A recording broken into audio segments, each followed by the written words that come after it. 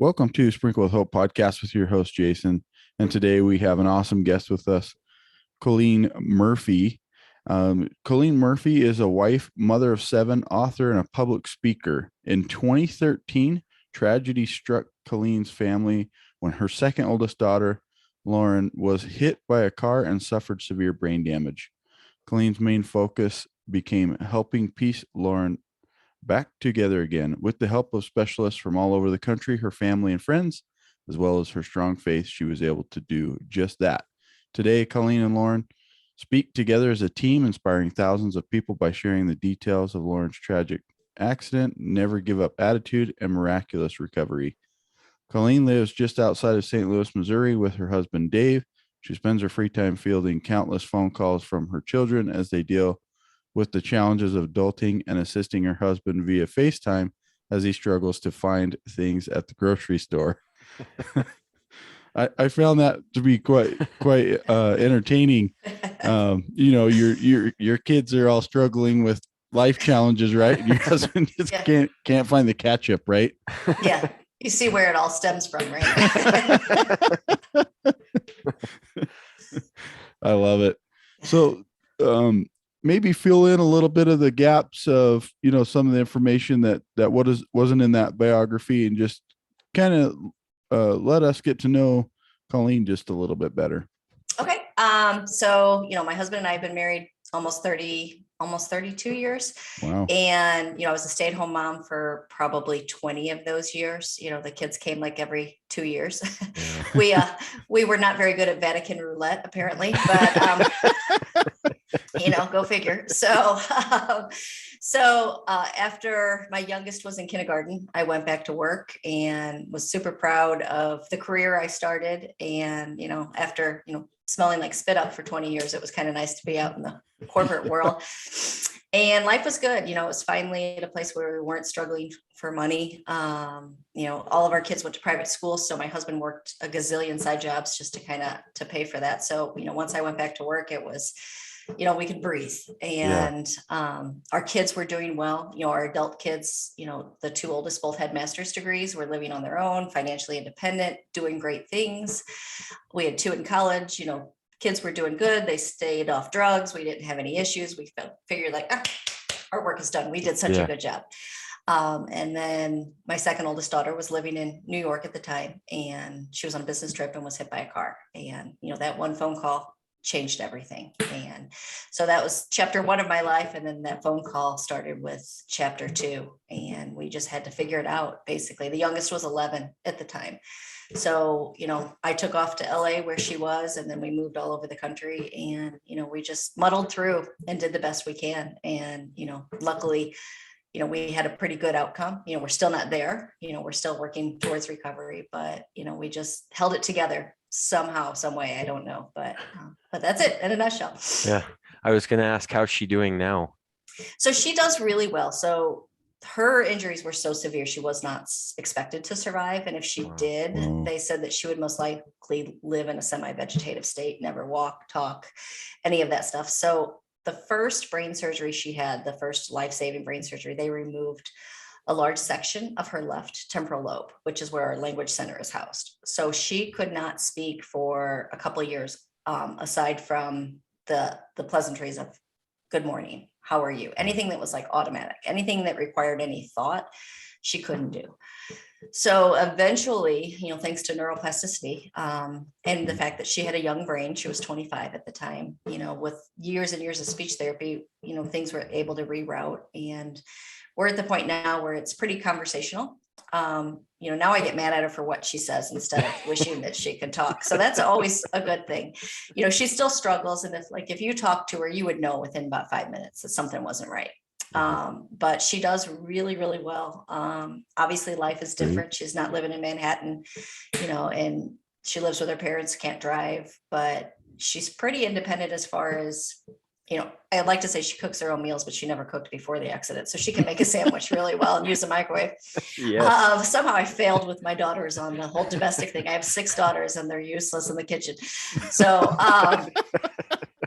I'm starting over with my granddaughter. We cook every week. Yeah.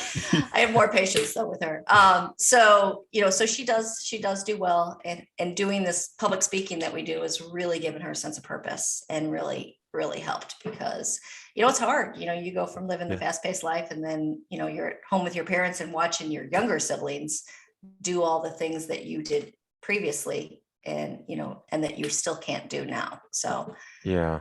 but Yeah. So that's how she's doing. But Colleen, how are you doing with all this? And how have you survived all of this? Yeah, I think being the mother of 7 was a really good practice for me, because I really never had peace, and I never was able to relax. The house has always been kind of crazy. I have a really good husband, which is really helpful.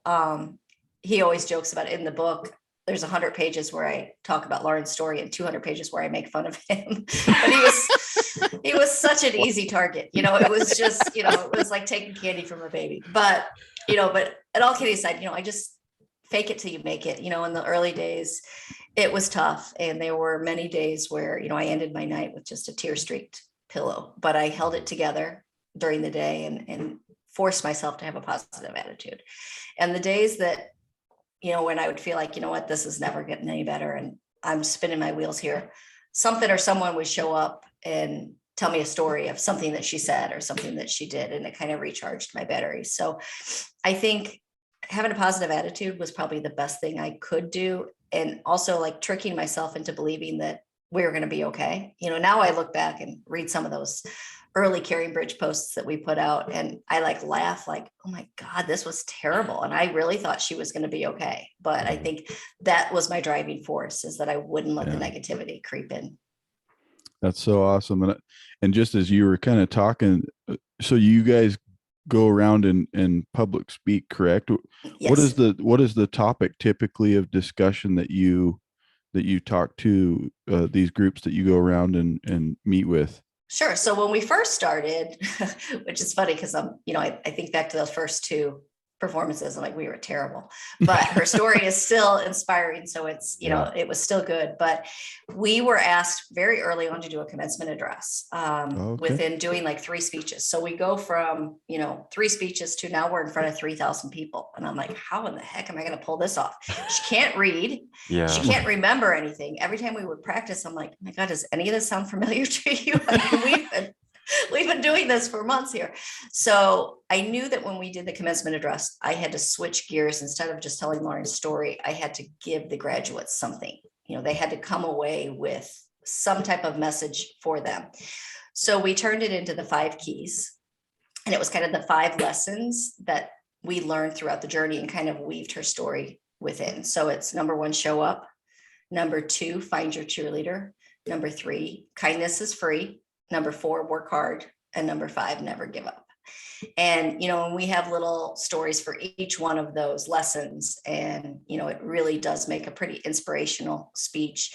And she's very entertaining, and she's very social, and she can work a room like no other, which is pretty cool to see. But yeah, and she feeds off that energy, and, we have a pretty good banter, and she throws me under the bus a lot, which is whatever. Okay, you're getting back to yourself. So yes, thanks. Exactly.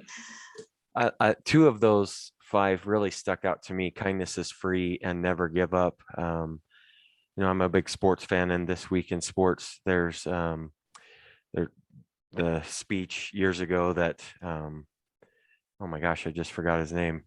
He said, never give up, don't ever give up. And he had cancer and then passed away just after he gave that speech. So talk a little bit about that. Kindness is free.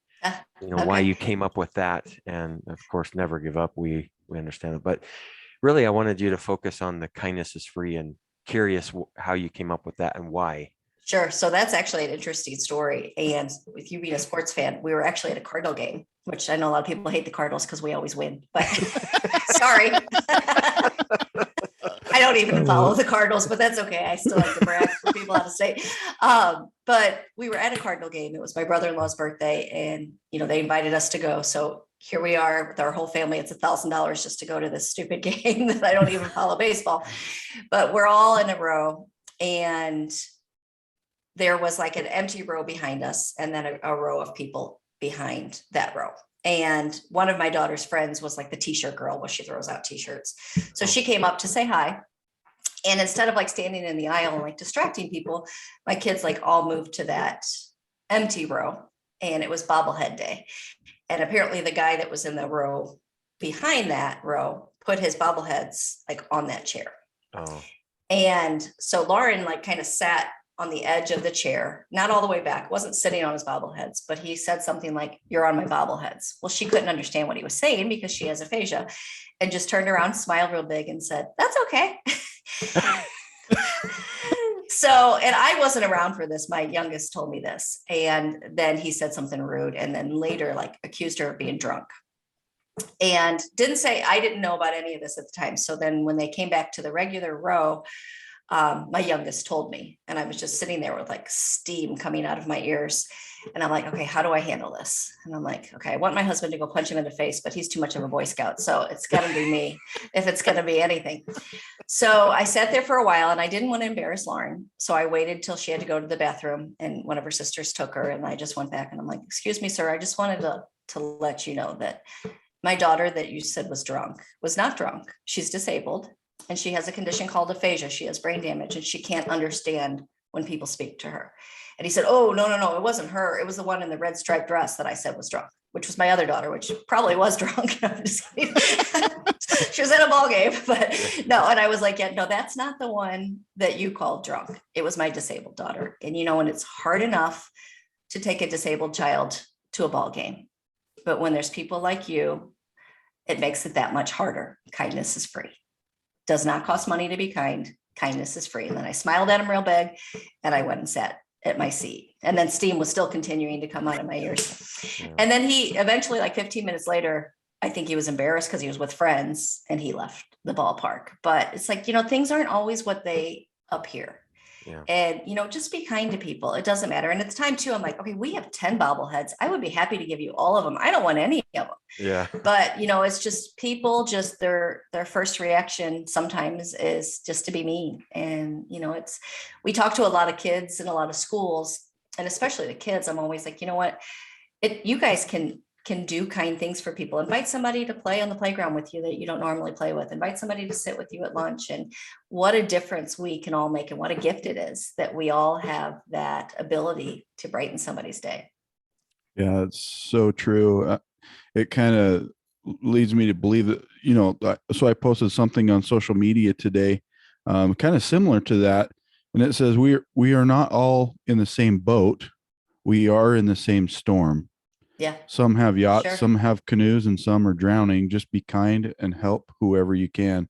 And that's kind of what, as you were talking, what, I was thinking about was just that, right? Like, we don't know Sure. what other people are going through, and kindness goes a long ways if we just stop and, maybe quit thinking about ourselves all the time, Sure. and being selfish. And so, Yeah. Now my I husband appreciate that. also like throws that in my face sometimes, like, kindness is free when I'm being mean to him.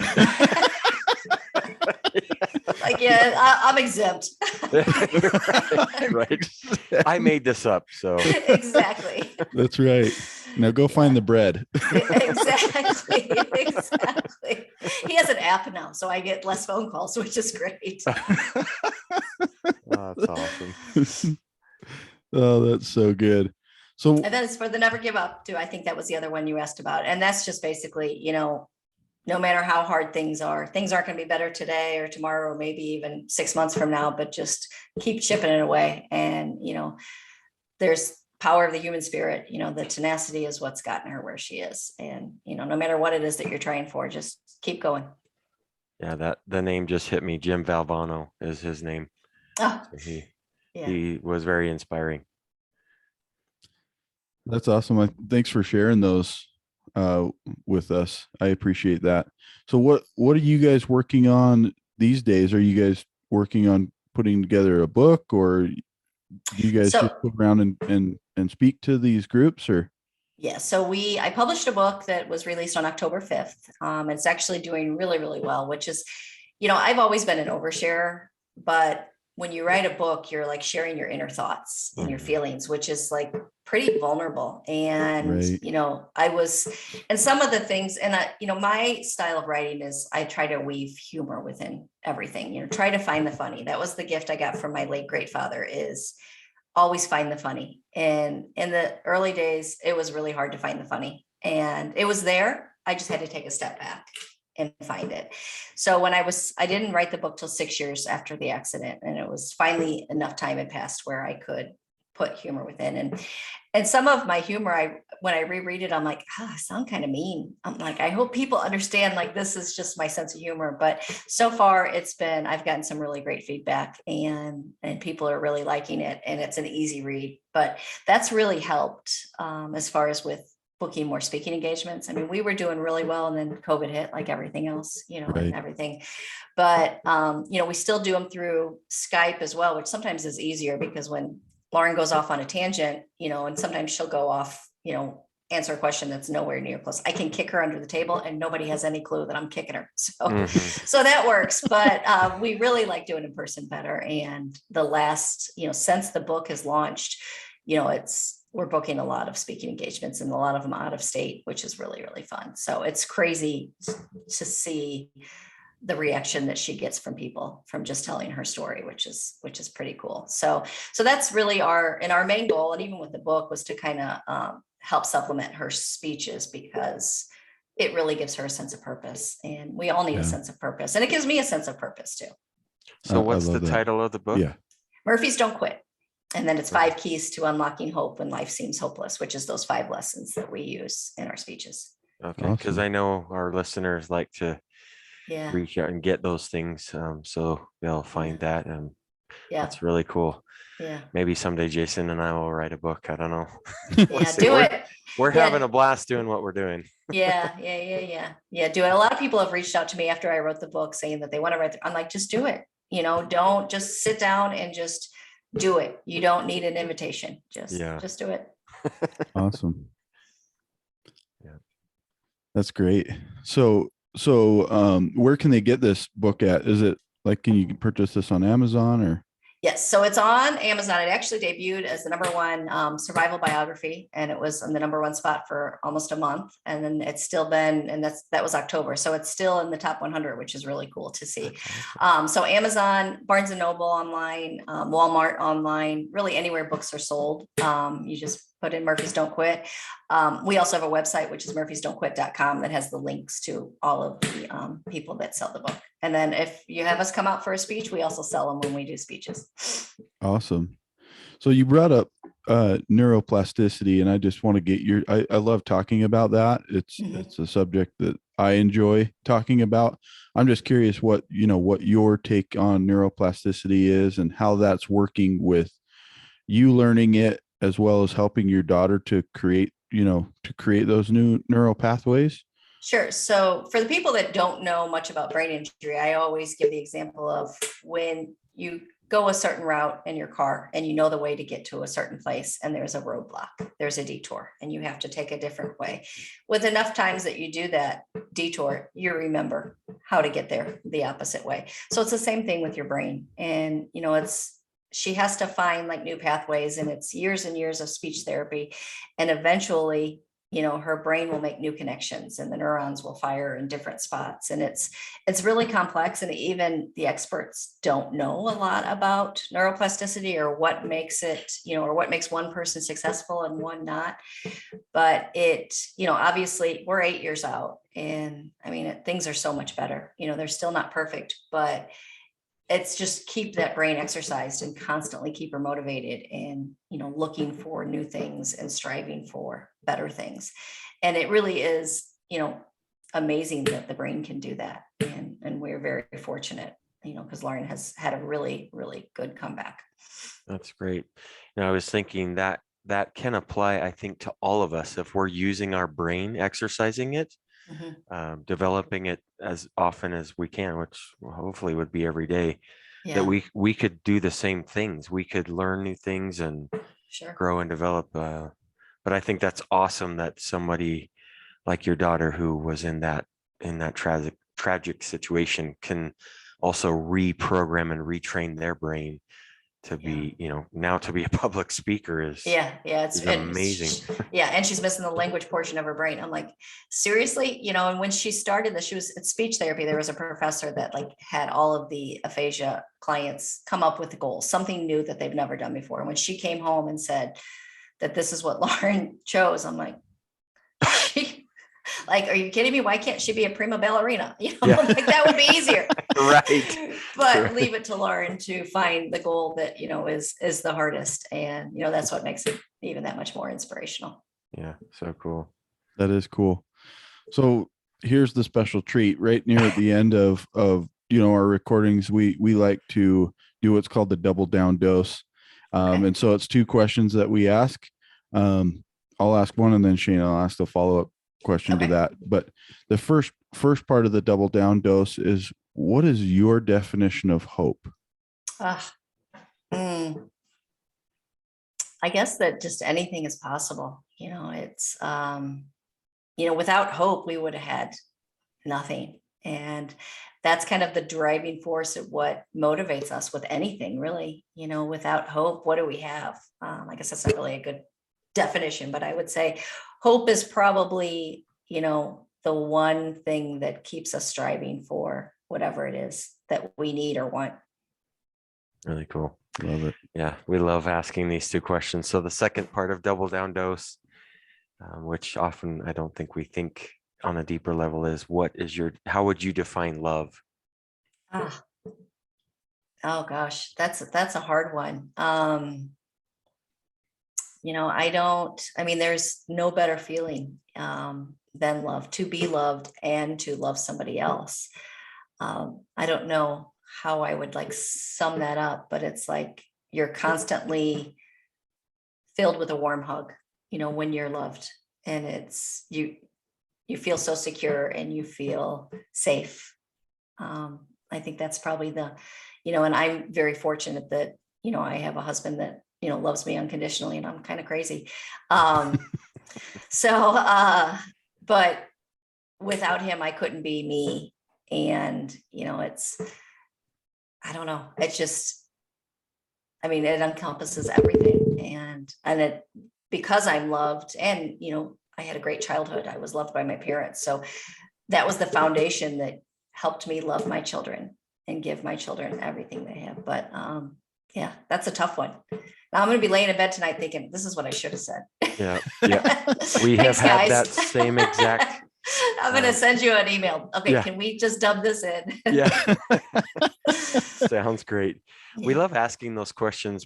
One, because our podcast is Sprinkle with Hope, and we love talking about hope and really diving deeper in that. And love, we often don't think about that level of what is it really to us. We talk about it, but we don't really think about it on a deeper level. So we love asking those questions and getting every single answer is different. So we appreciate that. Yeah, that's interesting. Yeah. Awesome. Well, thank you so much for coming on with us today, and sharing your story and being vulnerable, and we appreciate it. And we're just glad to be able to talk to you. Yeah. Thanks for having me. It was fun. Yeah, really. Thank you so much for your time, and best wishes to you and your family in the very near future. All right. Thank you.